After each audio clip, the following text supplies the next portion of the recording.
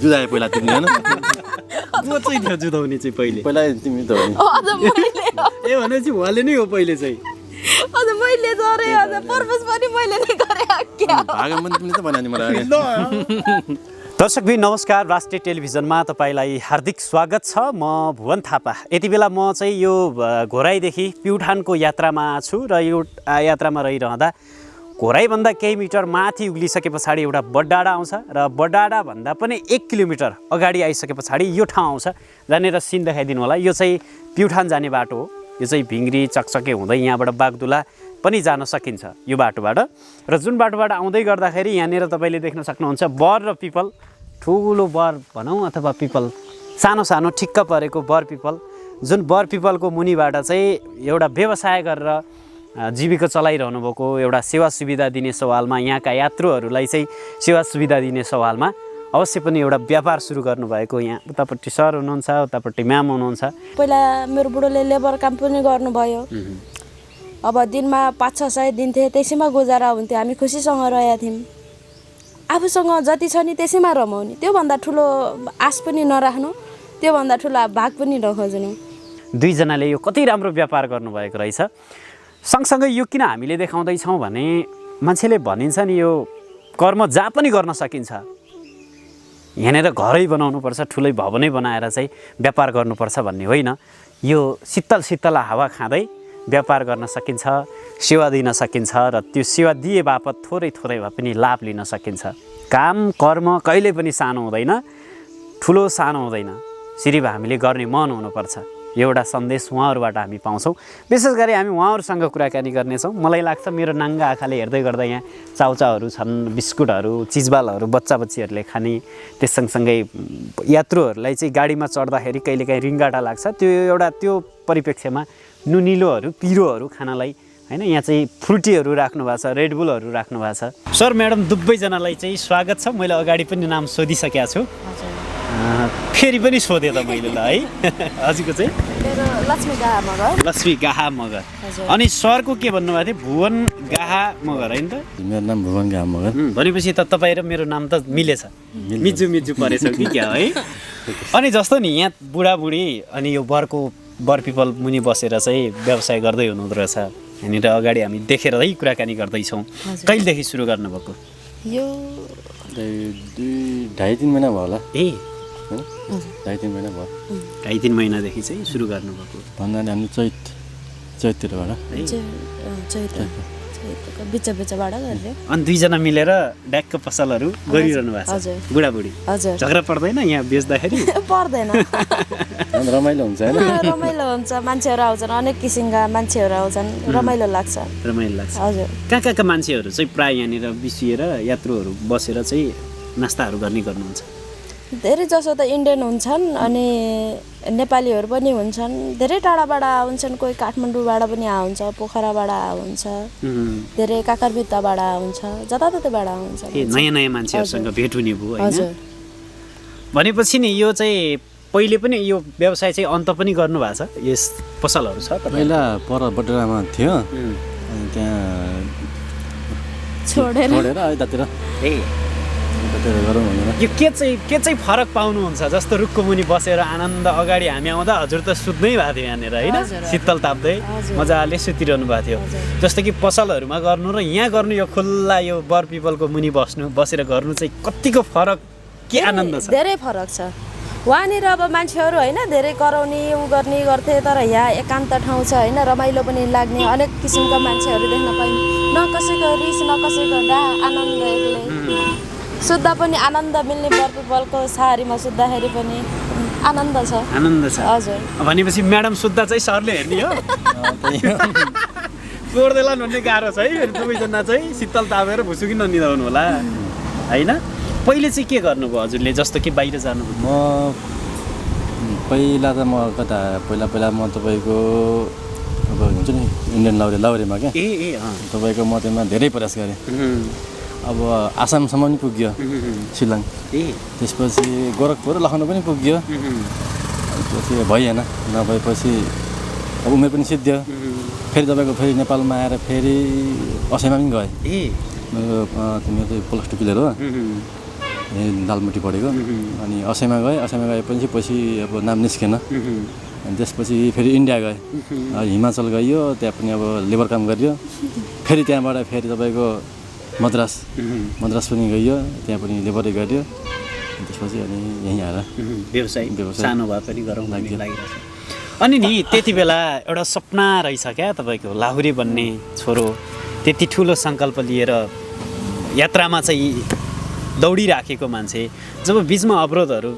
अलिकति यो जीवनका पाडहरूलाई पनि छुन मन लाग्यो तपाईँ चाहिँ घरको कुन छोरा म कान्छो छोरा सपना पुरा गर्न नसकेकोमा ग्लानी फिल हुन्छ अथवा त्यस्तो लाग्दैन किनभने अब अलिअलि त हुन्छ क्या त्यस्तरी खासै मलाई अहिले ठिकै छ मलाई अब त्यो बेला भइएन अब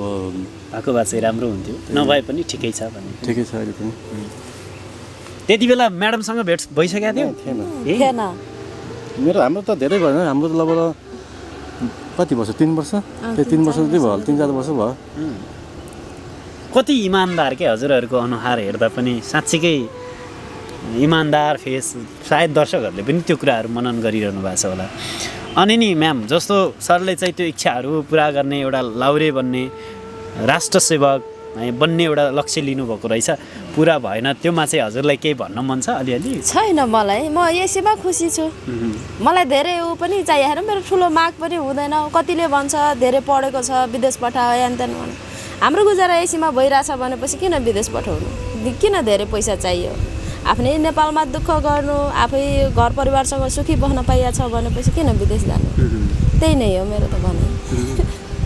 सरलाई पनि त्यो कुराहरू भन्नुहुन्छ म भन्छु बुवा मेरो पनि दादा विदेश जान्छ ड्राइभर हो साउदीको ड्राइभर हो दिदी पनि हो साउदीमै छ विदेशमै बस्छ अनि कति भन्छ दादा दिदीहरूले अफर दिन्छ राम्रो राम्रो अफर दिन्छ पठा भनेर भन्छ म पठाउँदैन यही नेपालमै सुख छ हामीलाई किन विदेश जानु पर्यो यही गुजारा भइरहेछ त अनि हाम्रो यति राम्रो श्रीमती पाउनु भएको रहेछ आफ्नो बुढालाई बाहिर पठाउनै नचाहने होइन त मलाई पनि बाहिर त जानु त्यति मन लाग्दैन बरु यहीँ गर्ने म त तपाईँको योभन्दा पहिला पनि मैले यहीँ धरबानमा 2 वर्ष यस्तै लेबर काम गरेर बसेँ पनि हो लकडाउनमा अनि पछि अब गरौँ न त केही भनेर त्यही अलिअलि पैसा गरेर पसल खोल्यो अनि चाहिँ नि अलिकति यो कारोबार हुन्छ नि कति जति हुन्छ म्याम जस्तो चियाहरू अनि बिस्कुटको चिया पानी यताउता गरे सिजनमा तपाईँको त यो 60,000 हुन्छ सिजनमा अनि अरू बेला 4-5 हजार तपाईँको चाहिँ छोराछोरीहरू हुनुहुन्छ छ एउटा छोरा छ भनेपछि पढाइरहनु भएको छ छोरा नै अझै त सानै छ 2 वर्षको ए बाउ चाहिँ यहाँ लिनुभयो अनि यो जोडीको नि यो कस्तो मन मिलेको जोडी अनि त्योमा पनि बर पिपलको मुनि बस्दाखेरि झन् बढी माया पलाउने त्यो टाइपको क्या है यतापट्टि पिपलतिर म्याम बस्नु भएको थियो अगाडि उता बरतिर चाहिँ सर बस्नु भएको थियो है यो बर पिपलसँग अलि नजिकको साइनो छ कि क्या तपाईँहरूको जोडी जस्तै खै त्यस्तो त जस्तो नि कसरी भेट भएको थियो तपाईँहरूको चाहिँ मागी विवाह कि भागी विवाह यो जोडीको चाहिँ भागी छ ल पारेर हजुर भाग दिनुभएको हजुर के थियो म्यामबाट सुनाउ न यो चाहिँ अलिकति अब के हुनु अब कति महिना चाहिँ लभ गर्नु लभ त त्यस्तै महिना भन्दा पनि अलिअलि अब कति महिना भन्दा त्यो खासै थाहा भएन अब त्यो नि अब के भयो त्यति बेला यो त बडो गजबको छ कि क्या है यो चाहिँ सुन्नै पर्छ दिल सरलाई पनि सुन्न मन छ म्यामबाटै सुन्नु होला ल गहिरो छ कि क्या यो इन्ट्रेस्टिङ हुन्छ म धेरैलाई सोध्ने पनि गर्छु हामी यो दरबान भन्ने ठाउँमा बस्थेँ म उही मम्मीको सानो होटल थियो त्यही होटलमा नास्ता खान आउनुहुन्थ्यो साथीहरूसँग त्यतिखेरबाट सुरु भयो अनि त्यसपछि धेरै दिन अब मेलामा सँगै मेला हेर्न गइन्थ्यो भाग्यो भनेपछि चाहिँ नास्ता खान आएको हजुर आँखा जुडिहाल्यो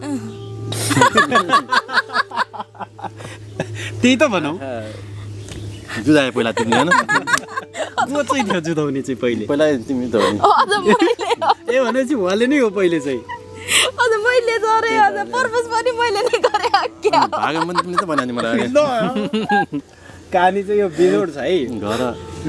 थाहा पर्ने भयो ल भागम भनेपछि नभागम भन्दा पनि जबरजस्ती भगाएको त नि मलाई उल्टो भगाएको उल्टो भएको नि हो मैले भगाम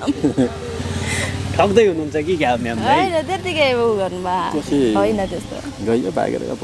भागेर कहाँ जानुभयो त जस्तो प्लानिङ के थियो जस्तो कि प्रेममा तपाईँहरू हुनुहुन्थ्यो अलिकति मलाई त्यो सुन्न मन लाग्यो क्या जस्तो कि तपाईँ नास्ता खान गइराख्नुहुन्थ्यो उहाँकोमा होइन मामुकोमा होइन जस्तो चाहिँ के चिजहरू मन परेको थियो त्यो एउटा आकर्षण गर्ने पार्टहरू के थियो त्यति बेला त अलिक टिनेजै हुनु राम्रै देख्नुभयो त्यति बेला के मन पर्यो के भयो थाहै भएन है थाहै भयो त्यति बेला अब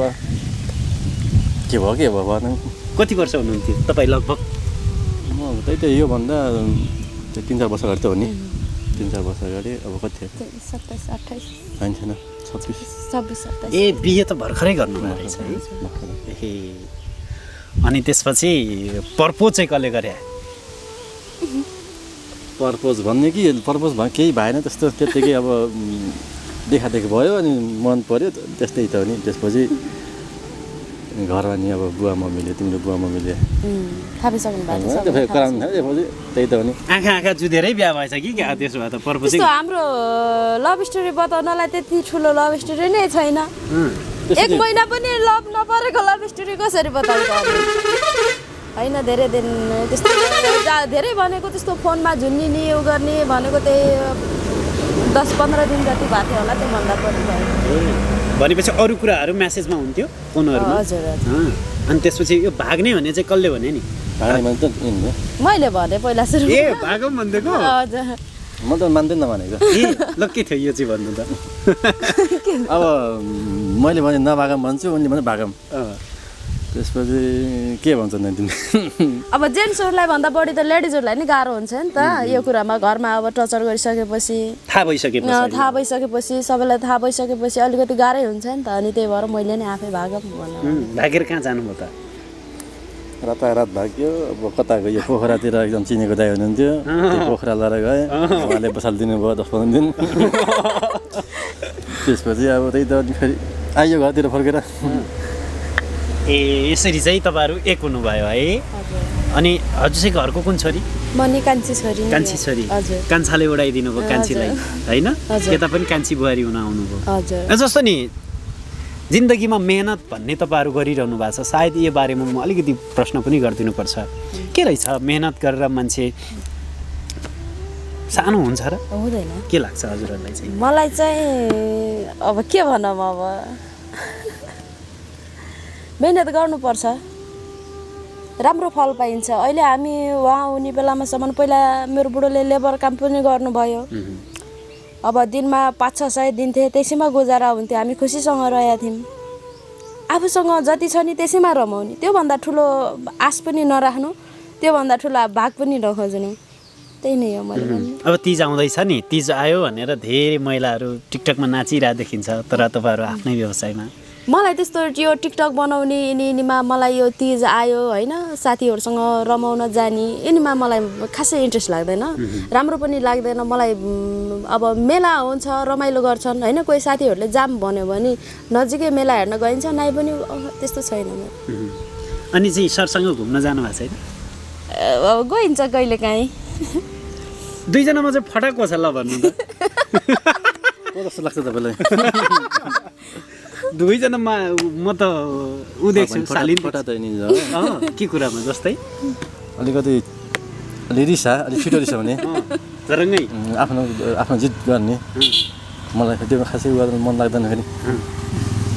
अब सुधार्नु पर्ने भयो है सरको चाहिँ के बानी नराम्रो छ ल भन्नु त किन रिसाउनुहुन्छ हजुर ए बिना काममा त्यत्तिकै कुरा गर्नु पाएनन् भने अब झगडा गरे हाल्ने अब टाइम पास केही हुँदैन दिनमा त्यही 100-200 चोटि झगडा गर्ने बस्ने त्यसैमा टाइम पास हुन्छ त्यस्तो झगडा भन्दा लड्ने झगडा हैन कि अब सानो माया प्रीतिको झगडा हैन त ल तपाईहरुको यो व्यवसाय फल्दै फुल्दै जाओस् तपाईहरु राम्रो गर्दै जानुस् हैन अझ बढी चाहिँ मेहनत गर्न सक्नुस् भन्ने नै उदाहरण हो हैन जस्तो नि यहाँ मान्छे आएर नि कस्ता मान्छेहरुसँग भेट हुन्छ तपाईहरुको जस्तो कि टाढाबाट आउँदै गर्दाखेरि व्यापार गर्ने मान्छेहरुसँग धेरैको भेटहरु हुन्छ नि त हैन जस्तै कस्ता मान्छेहरु चाहिँ आउनुहुन्छ अब अब हाम्रो कस्तो मान्छे हो नि प्रायः हाम्रो त तपाईँको इन्डियाबाट आउँछन् मान्छे स्वर्गद्वारीको लागि स्वर्गद्वारी दर्शनको लागि आउँछन् प्रायः धेरै हाम्रो इन्डिया नै हो। हुन्छ तपाईँहरू अझै यसै गरी मिलेर व्यवसायलाई अगाडि बढाउनु होला। यो चाहिँ बाटोमा देखेर राम्रो पनि लाग्यो एक अर्थले। काम कहिले पनि ठुलो सानो हुँदैन, मेहनत हामी जहाँ पनि गर्न सक्यो भने त्यहाँ खुसी आनन्द लिन सकिन्छ भन्ने एउटा खालको उदाहरण देखेर पनि तपाईँहरूसँग जोडिएर कुराकानी गर्ने अवसर मिल्यो। मान्छेले तपाईँको पहिला त हाँस्थ्यो क्या, त्यस्तो ठाउँमा गएर को के गर्ने होला भन्थ्यो कि मान्छेहरूले। अनि हाम्रै मनले होइन जानुपर्छ, मान्छेले के घरमै मान्छे हाम्रो मान्छेले भन्यो कि त्यस्तो डाँडामा गएर के गर्ने होला भन्थ्यो। हामी आफै आयौँ, यो ऱ्याक पनि म आफै बनाएको हो, आफै बनाएर हातैले बनाउनु हातैले बनाएर काठ किनेर बनाएर जाउँ गरौँ भनेर